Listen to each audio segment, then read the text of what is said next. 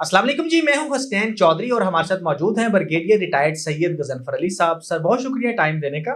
Sir Afghanistan, China और पाकिस्तान की एक जो है वो कॉन्फ्रेंस हुई थी जिसमें ये तय पाया था कि अफगानिस्तान जो दहशतगर्दाना अमल में या कार्रवाइयों में मुलविस है वो उसको नहीं करेगा और इस तरह से चीज़ें काफ़ी और भी एसओपीज तय पाए थे। तो उसका बाद में एक जो है ना वो बयानिया जारी होना था लेकिन वो नहीं हो सका। और दूसरी तरफ अभी जल्जला भी आया है और फिर पाकिस्तान ने उसको कंडेम भी किया है और एड्स के हवाले से भी बात की कि हम आपको जो भी ताउन है इंसानियत के नाते वो करते हैं।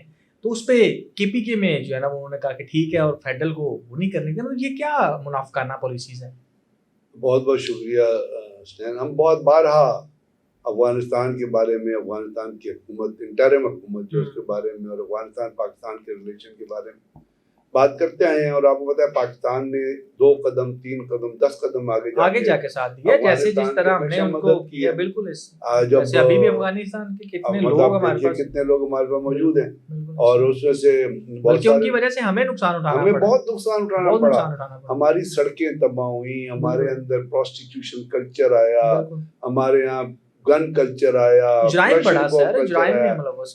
पे मुलव्वस थे। एक टाइम था, मुझे याद है पंजाब में एक हथौड़ा ग्रुप चला था। लोग रात को उस जमाने में ट्रेंड था घरों से बाहर सोने का, तो लोग सो रहे होते थे रात, उनको हथौड़ा, उसमें जब लोग पकड़े गए जवाहर के जमाने में तो वो सारे के सारे अफगान थे। फिर पाकिस्तान लैंड माफिया, रावलपिंडी का लैंड माफिया जो अभी रिपोर्ट किया है, टिकटॉकर वो था जो उसने पूरा गैंग बनाया हुआ था, सारे अफगानी थे वहां। और ये जो किडनैपिंग फॉर रैंसम, बिल्कुल उसके अड्डे उन्होंने बाड़ा में बनाए हुए थे, खैबर में बनाए हुए थे। उसके बाद आपने देखा कि ये जो हीरोइन स्मगलिंग, जितनी स्मगलिंग पाकिस्तान में, आइस स्मगलिंग जितनी होती थी उसमें सारे अफगानी इन्वॉल्व होते थे। फिर उसके बाद और आप चीजें देखें तो इनके इतने बड़े बड़े ट्रक पाकिस्तान की सड़कों पे इतना अरसा चलते रहे हैं, लेकिन ये कोई टोल नहीं पे करते थे क्योंकि एक इनको परमिट इशू हुआ होता था कि अफगान महाजरीन है, महाजरीन के नाम पे इन्होंने लाहौर को तबाह बर्बाद किया। आप लाहौर की कपड़ा मार्केट में आजम सेंटर चले जाए और ईगा सेंटर चले जाए, और पाकिस्तान ने उनको पाकिस्तान के लोगों ने उनको अकोमोडेट किया। लेकिन ये इतने नीच लोग हैं। यानी कल मैं इनके डिफेंस मिनिस्टर है मौला याकूब, उसकी स्टेटमेंट पढ़ रहा था और उसने कहा कि पाकिस्तान की सिक्योरिटी एजेंसी जो है ना, दे आर वेरी वीक। मतलब अंदाजा लगाइए कि वो CIA जिसने इनके 40 ग्रुपों को 6 ग्रुपों में अफगान वॉर के दरमियान किया, तश्कील किया, उसके बाद इन्होंने उनकी ऑर्गेनाइजेशन जितनी भी रेजिस्टेंस थी वो ISI ने ऑर्गेनाइज की। उस जमाने में जवाहर के जमाने में अपना माहिदा ये था कि CIA या FBI के लोग जो हैं वो इस्लामाबाद से आगे नहीं जाएंगे। ये तो मुशर्रफ के जमाने में हुआ ना, जब आपका मदन चौकी में रेमंड डेविस ने 2 बंदों को मार दिया, ठीक है ना। अदरवाइज जवाहर ने उस हिसाब से बड़ा चेक रखा हुआ था। ये वो कौम है जिसको पाकिस्तान ने, जिसके बैक के ऊपर रह के उसको सपोर्ट किया। तो अभी इन्होंने जो तय किया अभी था, ये जो अभी देखिए ना, दुनिया जितनी दहशतगर्दी हो रही है, हम नहीं कह रहे, दुनिया कह रही है कि पाकिस्तान के अंदर जितनी दहशतगर्दी की वारदातें हो रही हैं वो सारी अफगानिस्तान से ओरिजिनेट होती हैं।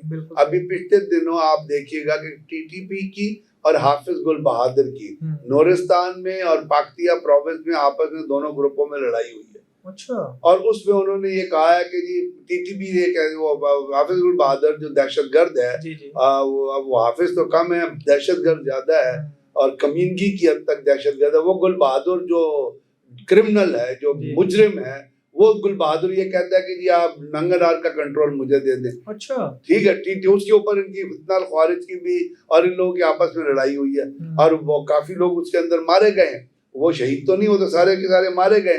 इसके साथ साथ अब अभी पिछले अपना परसों ही कल की बात है कि बन्नू के अंदर एक पुलिस स्टेशन पे हमला हुआ। चाइना चूंकि बहुत इन्वेस्टमेंट कर रहा है अफगानिस्तान के अंदर, तो एक ट्राइलेटरल कॉन्फ्रेंस हुई थी जिसमें चाइना फॉरेन मिनिस्टर, उनका फॉरेन मिनिस्टर और पाकिस्तान के फॉरेन मिनिस्टर थे, और उसके अंदर बड़ी डिस्कशन हुई। इसहाक डार ने उनसे पूछा तालिबान के फॉरेन, आप बताइए हम क्या करें, आप क्या चाहते हैं? जो आप चाहते हैं वो हम कर देते हैं, वो हम करने को तैयार है। बिल्कुल सही। तो उसके ऊपर एक अमल था। हमने कहा, चाइना ने कहा कि आपके जमीन से दहशतगर्दी हो रही है पाकिस्तान की, उसको रोकिए। बिल्कुल।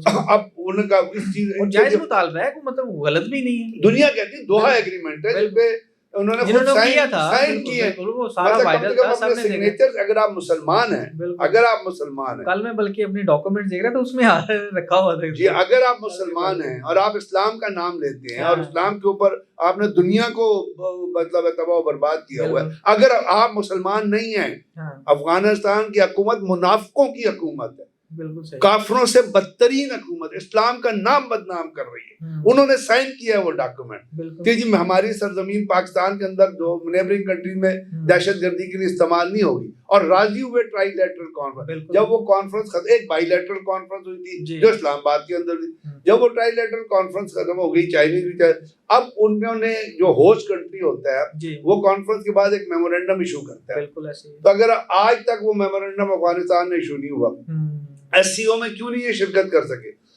एससीओ में अगर इनको इनविटेशन थी, चाइना चाहता तो इनको स्पॉन्सर कर सकता था, क्योंकि अफगानिस्तान की मुनाफिक दहशतगर्द इंटरिम हुकूमत के ऊपर यूएन की सैंक्शन और ठीक सैंक्शन है। उन्होंने कहा कि आप कहीं बाहर नहीं जा सकते, आप विजिट नहीं कर सकते।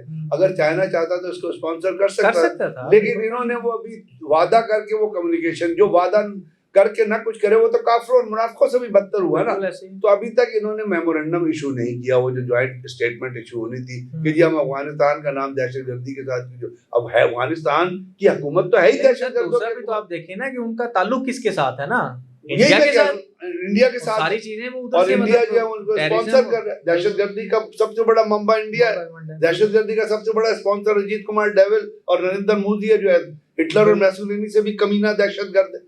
तो अब वो इशू नहीं हुआ, बल्कि उसको इशू होने की बजाय इन्होंने पाकिस्तान के अंदर दहशतगर्दी की वारदातें दोबारा शुरू करा दी। अब एक परसों सद्दा एक गाड़ी जा रही थी।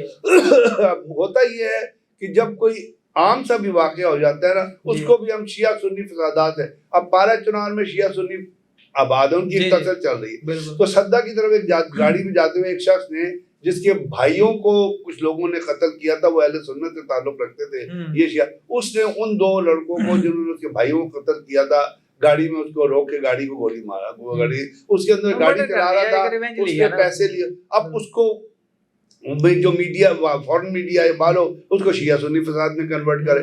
तो बात कहने का ये है कि अफगानिस्तान की हुकूमत जो है, इंटरिम हुकूमत है, जो जिसके ऊपर दुनिया जो है सवालात खड़ी कर रही है, वुमेन इशू से सवालात हो रहे हैं।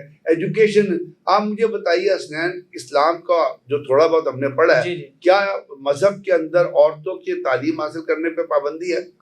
वो बुर्का पहन के, बुर्के का भी एक स्टाइल है। जी जी बिल्कुल, बुर्के का बुर्का भी ये नहीं होता कि ऊपर से लेके नीचे तक आप आपको वो बना दे, स्कार्फ ले ले, अपने नुमाइशी चीजों को पाए।